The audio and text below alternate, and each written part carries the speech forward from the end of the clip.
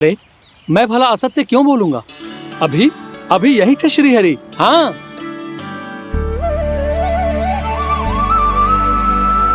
हाँ, जैसे श्री हरि को तो कोई कार्य है ही ना। वो तो आतुर होके बैठे रहते हैं कब तुम हरि हरि बुलाओ और वो दौड़े चले आए। भगवान तो भक्तों के पास आने के लिए सदैव आतुर रहते हैं। बल्कि सत्य तो यह है कि भक्तों के मन में ही निवास करते हैं भगवान। भगवान तो भक्त के पास आने के लिए सदैव ही आतुर रहते हैं शंकरी मौसी। बल्कि सच्ची बात तो ये है कि भगवान हमारे मन में ही निवास करते हैं। कम से कम तू तो इसे बढ़ावा मत दे जशोदा। जब देखो जब हरि नाम की रट लगाए रहते है। हरि बोलते बोलते ऐसो बावलो होता है कि सारा कार्य भूल जाता है। 2 दिन से अपनी मटकी के लिए चक्कर काट रही हूँ। अभी तो एक चक्कर और लगाना होगा आपको। आपकी मटकी तैयार हो गई है, अभी लाता हूँ।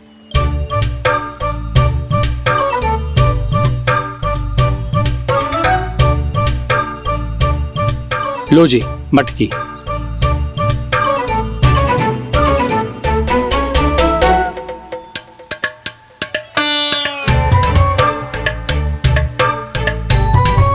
इस कच्चे मटके का क्या करूं मैं?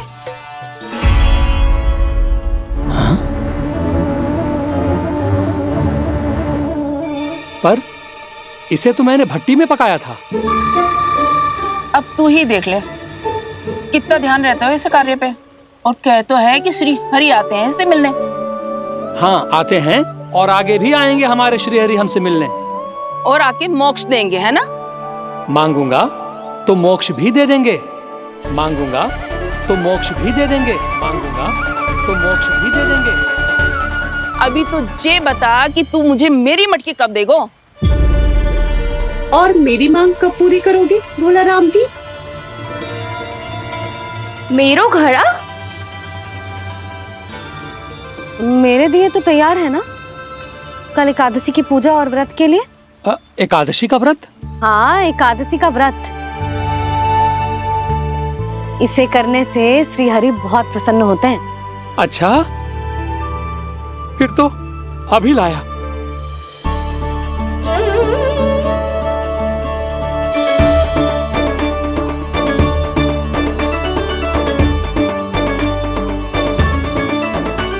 लो जी आपके दिए।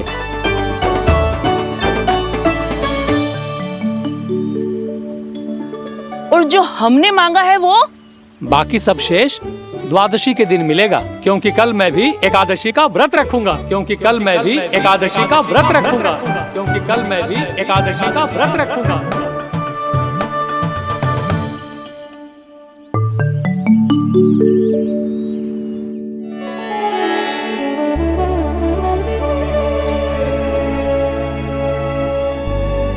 जानकी, फूलों का प्रबंध हुआ कि ना? हाँ भाभी, जे रे। सदैव विलंब कराती है। पर भाभी इस बार तो फूल समय से ही लाई थी। क्या हुआ जशोदा? अभी तो पूजा की तैयारी ना हुई? देखो ना मौसी, ये जानकी ना कुछ छूट ही जाता है इसके कारण। एकादशी की पूजा और व्रत आते ही जसोदा भाभी इतनी वग्र हो जाती है। ऐसो क्या होगा इस पूजा में?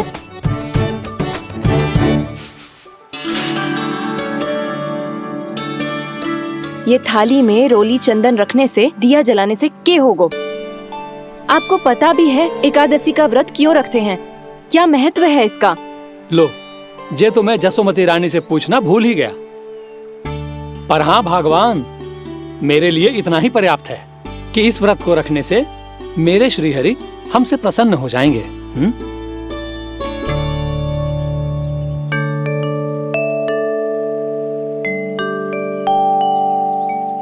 नारायण ही जाने ऐसे कैसे पूजा करते हैं जे श्री हरि की एक मूर्ति तक ना है इनके पास।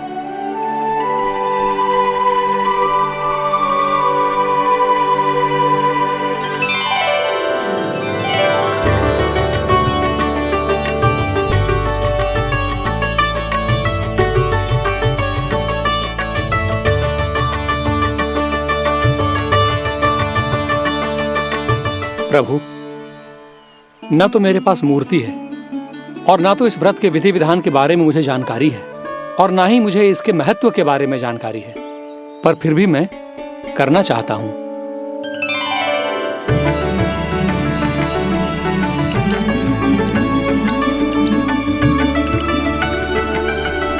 इसीलिए मैं दृढ़ संकल्प लेता हूं, पूरी निष्ठा के साथ, श्रद्धा के साथ और पूरी आस्था के साथ मैं इस व्रत को संपन्न करूंगा।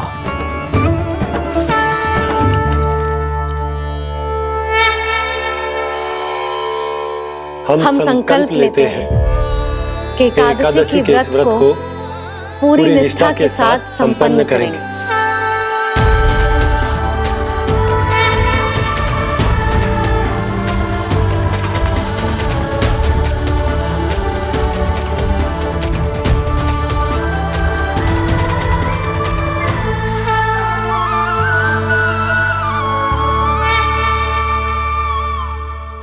तुलसी जी के पत्ते तो हैं ही ना। श्री नारायण को तुलसी जी के पत्ते के बिना भोग ना चढ़तो है। जानकी, तुलसी के पत्ते कहाँ हैं? भाभी, मैं तो कब से यही पूछना चाह रही थी कि तुलसी के पत्ते लाऊं क्या, पर आप तो व्यस्त थी ना। तुझे कितनी बार समझाओ है ना, यदि तेरे कछु करने से किसी और की कोई हानि ना हो रही हो या किसी के अच्छे कार्य में सहायता हो रही हो तो मुझसे आज्ञा लेने की आवश्यकता ना है। समझ गई भाभी, आगे से जाना उनको। ले अभी लेकर आती हूँ।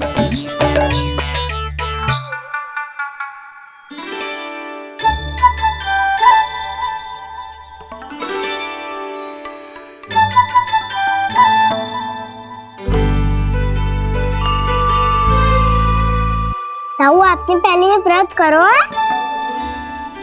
आपको इसका महत्व पता है? भाभी चले। जानकी, तुमने ये व्रत करो है? फिर तुमको इसका महत्व पता है? सुमति जी, आपको पता है इसका महत्व? कान्हा, क्यों तंग कर रहे हो सबको? मैया, सबने करो ये व्रत, मुझे भी करना है।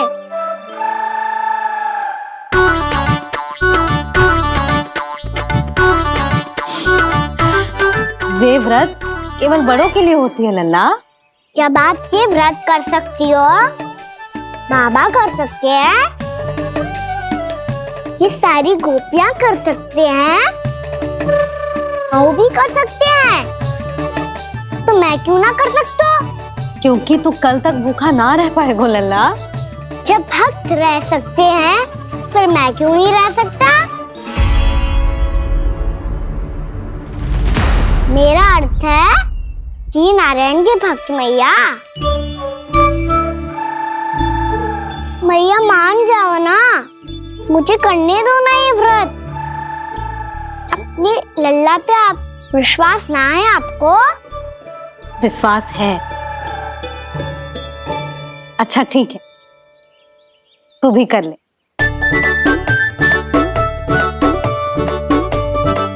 पर मैया, व्रत की कथा तो सुनाओ, मैं तो अबध हूँ ना।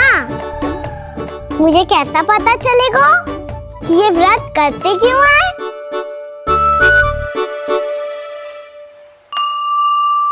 प्रभु, मुझ अबोध को कैसे पता चलेगा कि इस व्रत का क्या विधि विधान होता है और क्यों रखा जाता है और इसका महत्व क्या होता है? मुझे तो आप ही बता सकते हैं प्रभु। जब व्रत कर रहे हैं तब उसका महत्व भी पता होना चाहिए ना। बताओ ना मैया, क्यों रखते एकादशी का व्रत? इसके लिए तो तुझे एकादशी की कथा सुननी होगी। सुनेगो ना?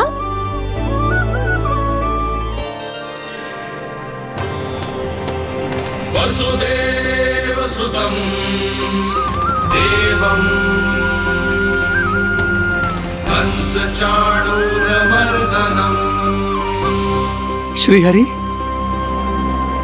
यशोदा परमानंदम्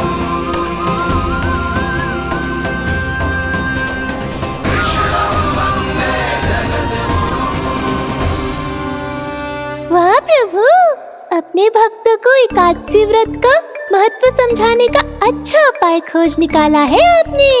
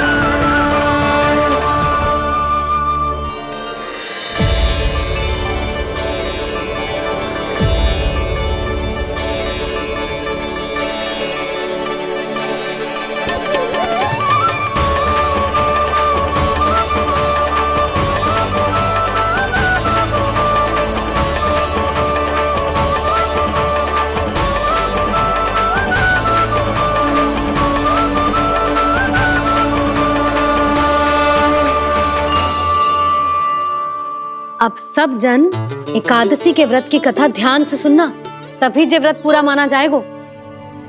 समझो लल्ला।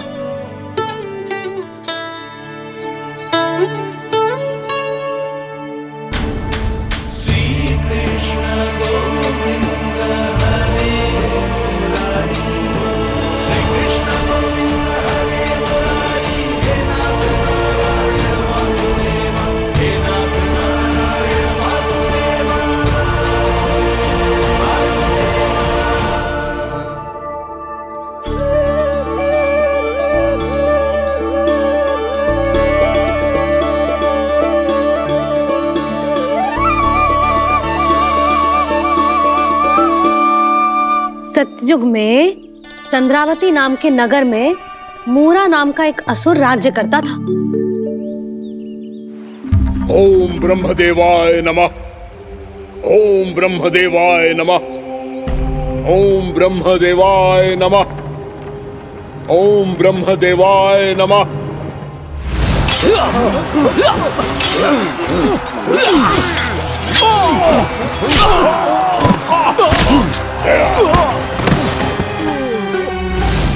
ओम ब्रह्मदेवाय नमः। ओम ब्रह्मदेवाय नमः। जब उसने देवताओं के हाथों असुरों की पराजय देखी, तब वो वरदान पाने के उद्देश्य से ब्रह्मा जी की तपस्या करने चला गया।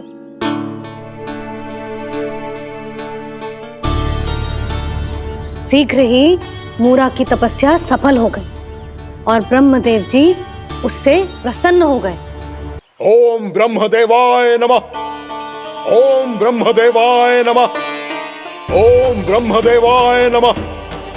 ओम ब्रह्मदेवाय नमः। ओम ब्रह्मदेवाय नमः। ओम ब्रह्मदेवाय नमः। ओम ब्रह्मदेवाय नमः। ओम ब्रह्मदेवाय नमः। ओम ब्रह्मदेवाय नमः। मूरा, प्रणाम ब्रह्मदेव। तुम्हारी तपस्या सफल हुई। बोलो, तुम्हें क्या वर चाहिए? सृष्टि के रचयिता ब्रह्मदेव, कृपया मुझे ऐसा वरदान दीजिए जिसकी सहायता से मैं त्रिलोकी विजयी बन जाऊं और कोई देवता मुझे पराजित ना कर सके।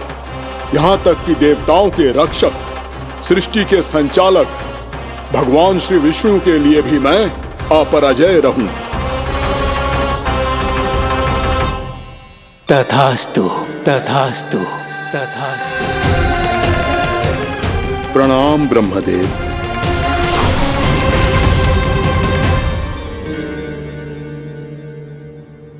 ऐसा वरदान पाकर मूरा बहुत अभिमानी होगा। यक्षों, किन्नरों, यहाँ तक कि देवताओं को भी युद्ध के लिए ललकारने लगो, पर किसी ने भी उसकी ललकार को स्वीकार ना करो, क्योंकि सभी उसकी शक्ति से बहुत भयभीत थे और उसके सामने युद्ध किए बिना ही अपनी पराजय स्वीकार करने लगे और फिर दंभ में आके उसने स्वर्ग लोक पर भी आक्रमण कर दिया। और देवराज इंद्र तक को चुनौती दे डाली।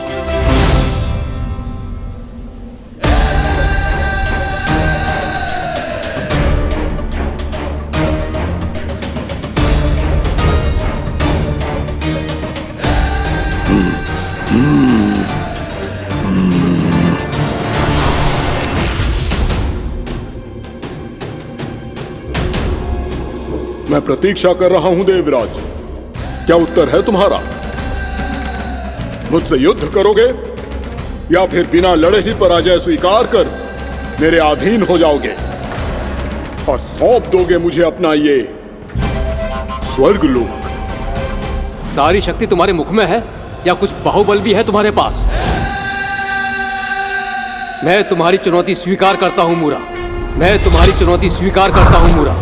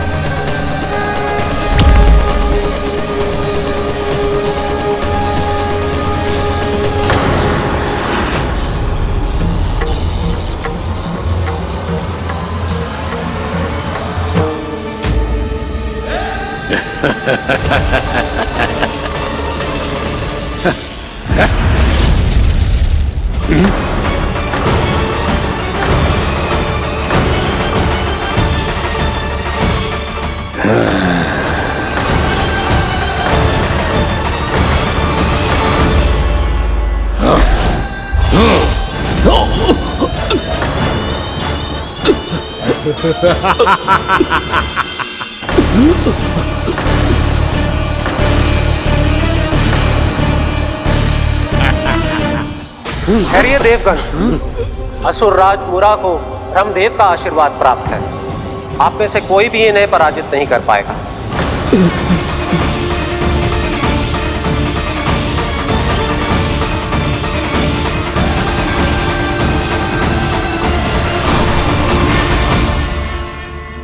एक अवसर और देता हूं देवराज, युद्ध या अधीनता, क्या उत्तर है तुम्हारा देवराज?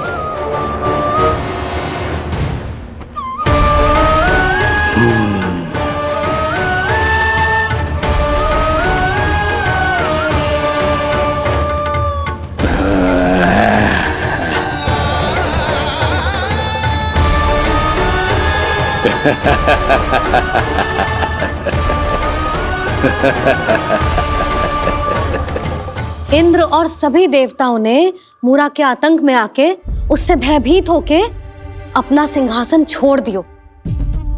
अब मूरा स्वर्ग का अधिपति बन गयो और शीघ्र ही उसने अन्य सभी असुरों को स्वर्ग में निवास करने के लिए आमंत्रित कर दियो।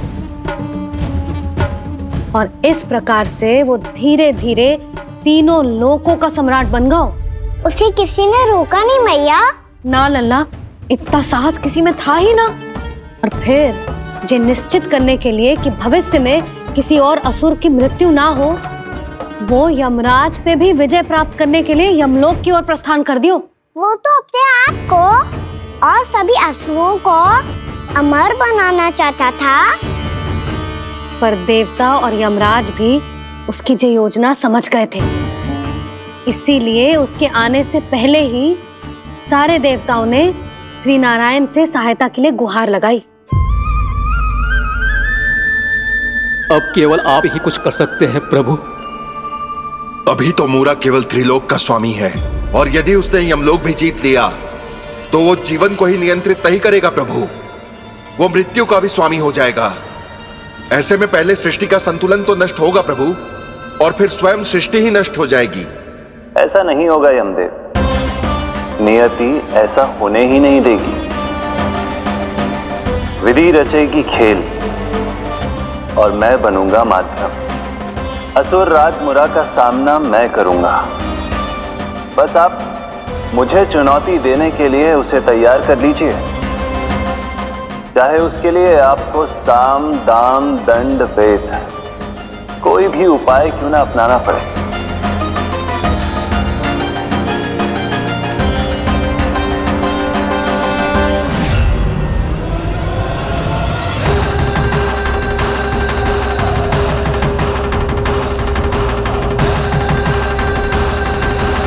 आप तो मेरी प्रतीक्षा में पहले से ही खड़े हैं यमदेव। तब तो आपने मेरी चुनौती के बारे में भी सुना ही होगा। कहिए, क्या उत्तर है आपका? मेरा स्वागत करके अपना राज्य त्यागेंगे या मेरा सामना करके अपने प्राण? असुर राज मुरा का सामना मैं करूंगा। बस आप मुझे चुनौती देने के लिए उसे तैयार कर लीजिए, चाहे उसके लिए आपको साम दाम दंड भेद कोई भी उपाय क्यों ना अपनाना पड़े।